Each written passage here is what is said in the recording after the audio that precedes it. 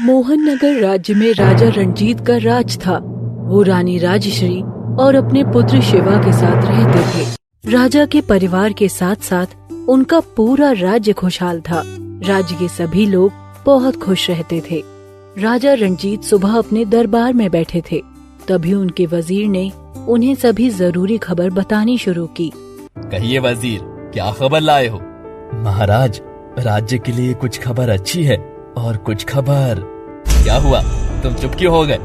हमारे राज्य में कोई समस्या है क्या? जी महाराज। हमारे रहते हुए हमारे राज्य की तरफ कोई देख भी नहीं सकता है। जी महाराज, लेकिन राज्य में कुछ अनजान लोगों के द्वारा गतिविधियां हो रही हैं। सभी लोग परेशान हो रहे हैं। ऐसे लोगों की जल्द से जल्द शिनाख्त करो ताकि हमारा राज्य सुरक्षित रह सके। जी महाराज, मैंने सैनिकों को भेज दिया है। हाँ, तुम वहाँ अपनी नजरें बना कर रखो। कोई भी ऐसी परिस्थिति नहीं बननी चाहिए कि हमारी प्रजा को कष्ट पहुँचे। वजीर वहाँ से चला गया। राजा ने बाकी लोगों की भी फरियाद सुन ली, लेकिन वो बहुत चिंतित हो गया और अपने कक्ष में चला गया। दो दोस्त अमर और राज दोनों जंगल में झाड़ियों में छुपकर बैठे थे। राजा के सिपाही उन्हें खोज रहे थे। हमने बिल्कुल भी ये नहीं सोचा था कि हमें इतनी मुश्किलों का सामना करना पड़ेगा। हाँ, गुरुजी ने हमको फंसा दिया है। ये सैनिक हमें ढूंढ रहे हैं। अगर हम इनके हाथ आ गए तो पता नहीं हमारा क्या करेंगे। यहाँ से वापस चलें क्या? नहीं, वापस जाकर गुरुजी को क्या मुंह दिखाएंगे। ठीक है भाई, जैसी तुम्हारी इच्छा। हाँ। सैनिक भी इधर से उधर घूम रहे थे, लेकिन अमर और राज के न मिलने पर वो भी एक पेड़ के नीचे थक कर बैठ गए। कहाँ मिलेंगे वो दोनों?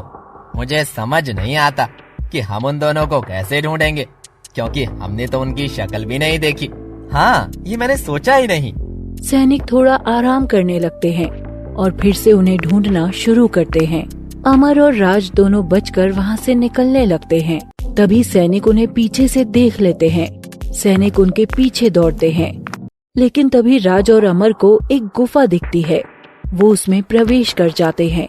सैनिक भी उनके पीछे पीछे उस गुफा में प्रवेश करने का प्रयास करते हैं, लेकिन गुफा के दरवाजे पर एक जिन्न आकर खड़ा हो गया, जिसे देखकर सभी पीछे की तरफ आ गए। कौन हो तुम और इस गुफा में क्यों जाना चाहते हो? आपने उन दोनों युवकों को अंदर प्रवेश क्यों करने दिया? हमें भी उनके पीछे जाना है।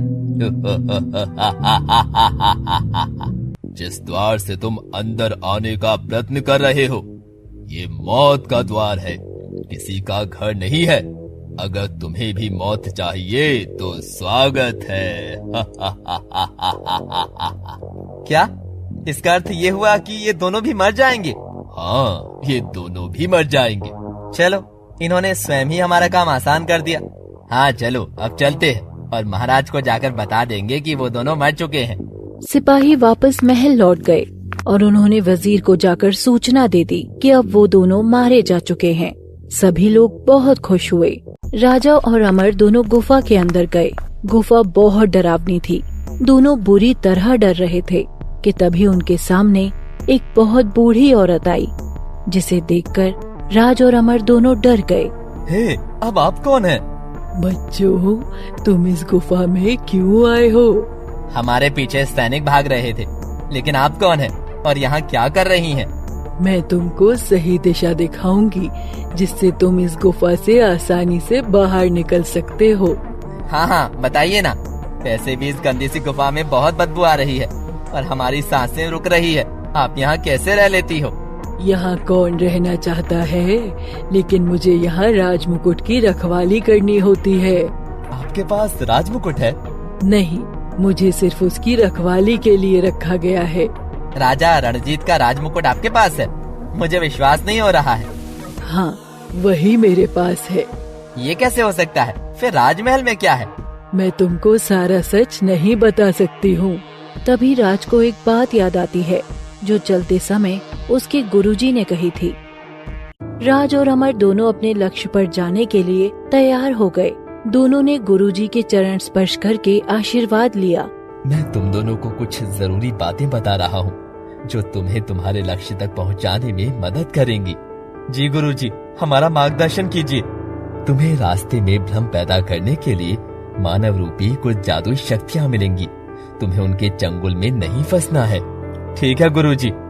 अपने रहस्य और लक्ष्य को किसी से नहीं बताना है, और सबसे जरूरी बात, अपने लक्ष्य की राह में तुम दोनों को अकेले चलते जाना है, कभी किसी को भी दोस्त नहीं बनाना है। ठीक है गुरुजी, हम इन बातों का विशेष ध्यान रखेंगे। दोनों गुरुजी का आशीर्वाद लेकर अपने लक्ष्य पर निकल गए। अब हमें यहाँ से निकलना चाहिए। बूढ़ी महिला से बातें करते हैं और फिर राजमुकुट भी तो यही है, उसे लेकर चलते हैं। हमें सबसे पहले बूढ़ी औरत को बातों में फंसाना है और फिर वो राजमुकुट लेकर यहाँ से चलना है। गुरुजी की बातों को याद करो। तो वो सब भूल गए क्या जो गुरुजी ने बोला था हमसे? ओह हाँ, हमें यहाँ से निकलना होगा। आप हमें यहाँ से बाहर जाने का रास्ता बता दीजिए, हम बाहर चले जाएंगे। अभी इतनी भी क्या जल्दी है? हमारा यहाँ दम घुट रहा है, इसलिए बाहर जाना होगा।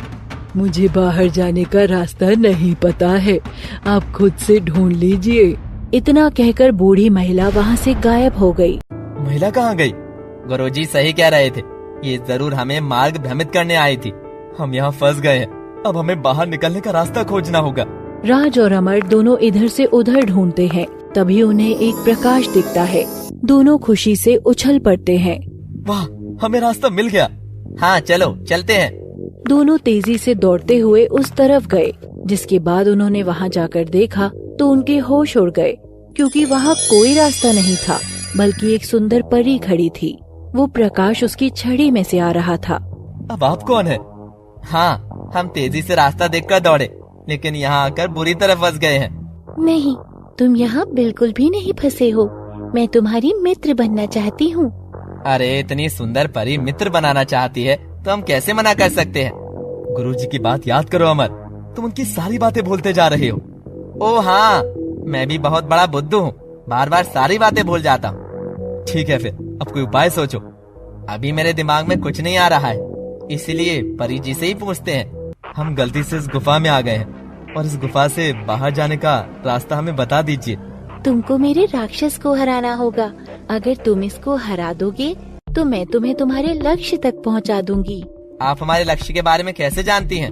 जो भी राजमुकुट की तलाश में निकलता है उसको इस गुफा में आना ही होता है, इसीलिए मैं सबका लक्ष्य पहचानती हूँ। आज तक कोई भी मेरे राक्षस को हरा नहीं पाया है। हमारे लिए बहुत आसान है। तभी वहाँ एक बहुत बड़ा राक्षस आ गया, जिसे देखकर राज और अमर दोनों डर गए।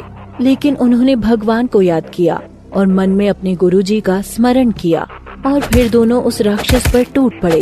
लेकिन राक्षस ने उनको पहली बार में ही उठाकर फेंक दिया। दोनों बहुत दूर जाकर गिरे।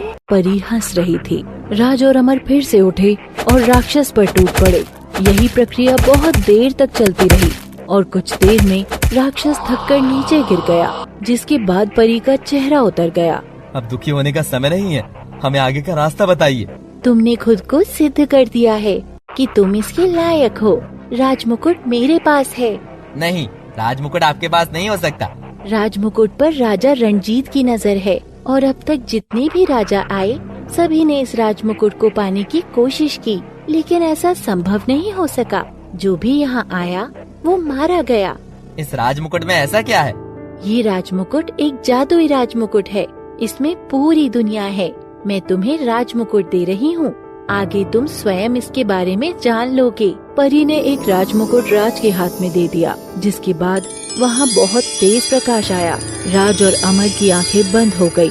जब प्रकाश चला गया तब दोनों ने आंखें खोली तो वो बहुत हैरान हो गए, क्योंकि वहाँ से गुफा गायब हो चुकी थी और गुरुजी राजा के सामने खड़े थे। राज और अमर ने गुरुजी को प्रणाम किया। चारों तरफ एक नया राज्य था। वहाँ दूर दूर तक सोने जवाहरात फैले हुए थे। दोनों को अपनी आंखों पर विश्वास नहीं हो रहा था। तुमने ये कर दिखाया है, मुझे तुम दोनों पर बहुत गर्व है। परंतु गुरुजी, ये राजमुकुट का रहस्य ठीक से समझ नहीं आया।